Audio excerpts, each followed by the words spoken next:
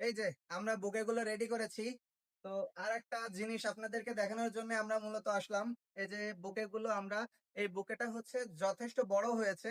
আর বুকে গুলো যখন আমরা কুরিয়ার করব, এগুলো যদি আমরা ঠিকঠাক ভাবে না দিতে পারি, আপনাদের হাতে পৌঁছানোর আগে এগুলো নষ্ট হয়ে যাবে।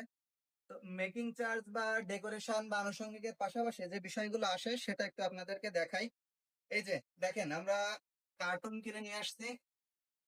এই কার্টুনের সাইজ এক একটা বড়, আমার থেকে এই কার্টুন গুলো হচ্ছে বড়।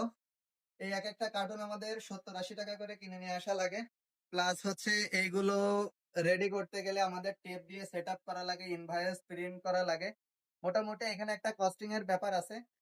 আবার এই যে এই ওজনের উপরে একটা ডেলিভারি চার্জ আসে।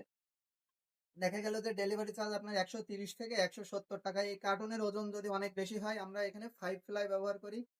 ছোট কার্টুন হইলে আপনার দেখা গেল যে সেখানে ওজন একটু কম আসে। তবে এই বুকে গুলো, কুরিয়ার গুলো, এই যে পার্সেল গুলোর উপরে অনেক জোরে জোরে প্রেসারাইজ করে।